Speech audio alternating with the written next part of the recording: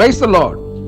வாழ்வை வளமாக்கும் தேவ வார்த்தை நீதிமொழிகள் 22 அதிகாரம் 4 தாழ்மைக்கும் கர்த்தருக்கு பயப்படுதலுக்கும் வரும் பலன் ஐஸ்வர்யமும் மகிமையும் ஜீவனுமாம். ஆம் பிரியமானவர்களே, தாழ்மைக்கும் கர்த்தருக்கு பயப்படுதலுக்கும் என்று இங்கே நாம் பார்க்கிறோம். தாழ்மை ஒரு மனுஷனுடைய வாழ்விலே ஹம்பிள்னஸ், அதாவது மனத்தாழ்மை உள்ளவளாக இருக்கிற பொழுது அவருடைய காரியங்களை பொறுத்தவரையிலும் அவர்களுடைய எல்லா காரியங்களிலுமே மேன்மை உள்ளதாக சிறந்ததாக காணப்படும். ஒரு கோபக்காரன் என்று சொன்னால் அவன் பதறுகிற காரியத்தின் நிமித்தம் இழப்புகளும் அவமானங்களும் அவனால் அடைய முடியும். ஆனால் தாழ்மையாய் ஒரு மனிதன் ஹம்பலா, அதாவது சொல்லுகிறத அல்லது இருக்கிற இடங்களில் மற்றவர்களுக்கு முன்னாடி சொல்லுவாங்களே, தன்னை ஒரு பெரிதுபடுத்தி கொள்ளாதபடிக்கு ஒரு எஜமான், ஒரு வேலையினுடைய ஓனர் ஒரு காரியங்களை சொல்லுகிறார் என்று சொன்னால் அதை கவனமாய் கேட்டு அதை கற்றுக்கொள்ள விரும்பக்கூடிய அல்லது கற்றுக்கொண்டு அது நமக்கு எதிராக கூட இருப்பினும் அதை அப்படியே ஏற்றுக்கொண்டு அந்த ஒரு காரியங்களை செயல்படுத்துகிற பொழுது அதிலே அவர்களுடைய மேன்மையும் அவர்களுடைய உயர்வும் அதிலே அடங்கி இருக்கிறது. இங்கே பார்க்கிறோம், மனத்தாழ்மைக்கும் கர்த்தருக்கு பயப்படுதலுக்கும், இரண்டாவது கர்த்தருக்கு பயப்படுதல் என்று இங்கே சொல்லப்பட்டிருக்கிறது. ஆம் பிரியமானவர்களே, இன்றைக்கு அநேக உபதேசங்களை நாம் கேள்விப்படுகிறோம், பார்க்கிறோம். சில நேரங்களில் அப்படிப்பட்ட சூழ்நிலைகளின் வழியாக கூட நாமளும் கடந்து வந்திருப்போம். அங்கே பார்க்கிற பொழுது தவறுகளை தவறு என்று உணராத அளவுக்கு அந்த உபதேசமானது அவருடைய மனக்கண்களை குருடாக்கி வச்சிருக்குது. அப்படிதான் சொல்லணும். ஏன் அப்படின்னு சொன்னால், நான் இப்போ ரொம்ப ப்ராக்டிக்கலாக சொல்கிற ஒரு காரியம், தவற உணராத வரைக்கும் அவனோ அவளோ அவர்கள் பாவிகளாகத்தான் இருக்கிறார்கள். எப்படி ஆதாம் ஏவாளை தேவன் தோட்டத்தில் உண்டாக்கி அவர்களிடத்தில் எல்லாவற்றையும் அனுபவித்துக் கொள்ளுங்கள், ஆண்டு கொள்ளுங்கள்லாம் சொன்ன பொழுதும் அவர்கள் செய்த தவறு தப்பிதங்களை அவங்களுடைய இருதயம் பரிதபிக்கக்கூடிய ஒரு நிலையில் இருக்கிற பொழுதுதான் தான் நிர்வாணி என்று சொல்லி அவர்கள் பேசுகிற காரியத்தை அங்கே பார்க்க முடிகிறது. ஆனால் இப்போ உள்ள காலகட்டங்களில் இயேசு உனக்காக மரித்தாரு, உனக்காக ரத்தம் சிந்தினாரு, நீ எதை வேணா செய்யலாம், எப்படி வேணா இருக்கலாம், ஆனால் இயேசுவேன்னு நீ கூப்பிட்டுட்டீங்கன்னா உனக்கு மன்னிக்கப்படும். நான் இதை மறுபடியும் வலியுறுத்துகிறேன். ஏன்னு சொன்ன ஒரு கூட்டம் இப்படிப்பட்ட வசனங்களுக்கு விரோதமாக செயல்படுகிறத பார்க்கிற சபைகளிலும் கூட அப்படிப்பட்ட காரியங்களை பேசி அப்ரிசியேஷன், அதாவது அவர்களை உற்சாகப்படுத்துகிற ஒரு நிலையாக கொண்டு போயிட்டு இருக்கிறாங்க. ஆனால் இது எங்கே போய் முடியும் அப்படின்றது சொல்ல முடியலை. ஒன்று, அவர்கள் தேவனை விட்டே வழி விலகி போகிறவர்களாகவும், தேவனை அவர்கள் அறிகிற அந்த அறிவில் குறைவுள்ளவர்களாக தான் இருக்க முடியும்.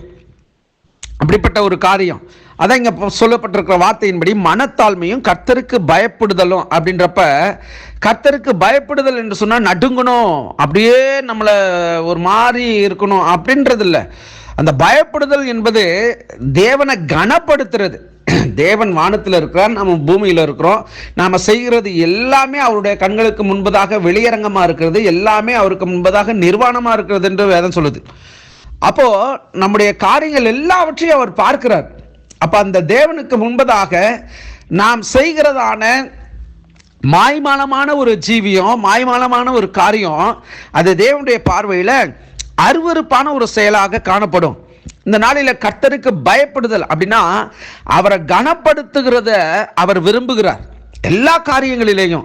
உதாரணமாக உடனே பாஸ்டர் பணத்தை பேசுகிறாரு, ஆசீர்வாதத்தை பேசுகிறாரு, அப்படி இல்லை. நீங்கள் கர்த்தரை உங்களுக்கு கொடுத்துருக்கிறதுனால நீங்கள் கர்த்தருக்கு கொடுக்கணும் அப்படின்ற ஒரு மனப்பான்மை வரணும். கொடுக்கணும் அப்படின்னாலே உடனே எல்லாம் பணம் தசமபாகம் அப்படின்னு நினச்சிக்கிறாங்க. அது ஒன் ஆஃப் த ஒரு பார்ட்டு. உங்களுடைய நேரங்களை கொடுக்கணும், உங்களுடைய நினைவுகளை கொடுக்கணும், உங்களையே கொடுக்கணும். அதுதான் முக்கியம். பணங்களை சம்பாதிக்கிற பொழுது நம்ம கொடுக்கலாம், ஆனால் நம்முடைய நேரங்களை தேவனுடைய சமூகத்தில் நாம் செலவிடணும். இன்னைக்கு சிலர் பார்த்தீங்கன்னு சொன்னால் சபைக்கு வருவாங்க போவாங்க, ஆனால் சபையுடைய நிலைமை, சபையினுடைய வளர்ச்சி, அதுக்கு என்னுடைய பார்ட் என்ன அப்படின்றத உணராது இருக்கிறார்கள். பல வருஷம் விசுவாசிகளாக இருப்பாங்க, பல வருஷம் தேவனை அறிந்தவர்களாக இருப்பாங்க. இன்னும் சிலர் பார்த்தீங்கன்னு சொன்னால் போகிற ஒரு சபையில், அது எந்த சபையாக இருக்கட்டும், நான் என் சபைக்காக சொல்லலை, இது பொதுவான காரியங்கள், போகிற சபையில் அந்த ஊழியனுக்கோ அல்ல அந்த சபையினுடைய வளர்ச்சிக்கோ இல்லை ஆத்மா ஆதாய பணிக்கோ அப்படிப்பட்ட ஒரு நிகழ்வுகளை அவங்க ரட்சிக்கப்பட்ட நாள்லேருந்து இந்நாள் வரைக்கும் கூட சிலர் அதை குறித்த ஒரு உணர்வற்ற ஒரு நிலையில் இருக்கிறாங்க. இதை தான் இங்கே நம்ம பார்க்குறோம்.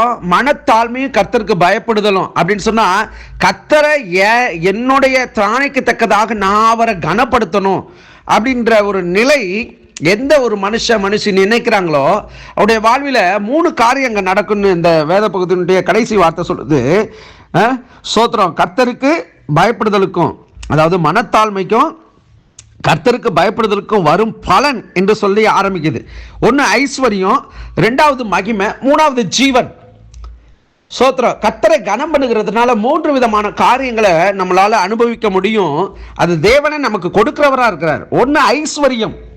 ஐஸ்வர்யம் பார்த்தீங்கன்னு சொன்னால் நம்முடைய வாழ்க்கையில் மேன்மையை, உயர்வை, ஒரு மனிதர்களுக்கு மத்தியில் ஒரு பெரிய ஒரு நிலையை நமக்கு உண்டு பண்ணுகிறதா இருக்குது. மகிமை, அதாவது கனம், இந்த மனுஷன் இப்படிப்பட்ட நிலை, இப்படிப்பட்ட உயர்வு, இது எல்லாம் கடவுள் அவர்களுக்கு கொடுத்திருக்கிறார் என்பது அவர்கள் புரிந்து கொள்ளவும் அறிந்து கொள்கிறதற்கும் இந்த மகிமையானது தேவன் வெளிப்படுத்துகிறதாக இருக்கிறபடினால அது உங்களுக்கு பார்த்தீங்கன்னு சொன்னால் உங்களை பார்க்கிறவர்கள் அவர்கள் உங்களை வணங்குவாங்க, உங்களுக்கு மரியாதை செலுத்துவாங்க. 3வது ஜீவன். இந்த ஜீவன் இல்லாட்டினா, இந்த சுவாசம் இல்லாட்டினா, இந்த ஆத்மாவில் அவருடைய பலன் இல்லாட்டினா ஒரு சடலம் போல, மரித்த பிணம் போல இருப்போம். இது எதற்கு 3 நமக்கு தேவன் கொடுக்கிறார்னா, தாழ்மையும் கர்த்தருக்கு பயப்படுதலுக்கும் வரும் பலன்னு சொல்லப்பட்டிருக்குது. சிலருடைய வாழ்க்கையில் கடவுளை தேடுவாங்க, ஆனால் கடவுள் காரியங்களுக்காக ஒரு காரியத்தை ஒரு ஸ்டெப் முன்னாடி கூட வைக்க மாட்டாங்க. அப்படி இருக்கிறவங்களுடைய வாழ்க்கையில் அவங்க விரும்பியும் அவர்களால் ஒன்றையும் பெற்றுக்கொள்ள முடியாது. வேதம் தெளிவாக சொல்லுது, விதைக்காம அறுவடையை பார்க்க முடியாது. சிலர் விதை நிலையே என்ன பண்ணிடுறாங்க, மேய்ஞ்சிட்டு போயிடுறாங்களாம். அப்போது அப்படி இருக்கிற ஒரு காலகட்டத்தில் நாம் எந்த அளவுக்கு கர்த்தரை கனம் பண்ணணும், அவரை கனம் பண்ணினா 3 விதமான காரியங்கள் நம்முடைய வாழ்க்கையில், ஐஸ்வர்யம், மகிமை, ஜீவன், இவைகளை நாம் பெற்றுக்கொள்கிறவர்களாக இருப்போம். நிச்சயமாக தாழ்மையாக இருங்க, கர்த்தருக்கு பயப்படுகிறவர்களாக இருங்க. அதனுடைய பிரதிபலனை நீங்கள் ஒவ்வொருவரும் அனுபவிப்பீர்கள். கர்த்தர் உங்களை ஆசீர்வதிப்பாராக. God bless you.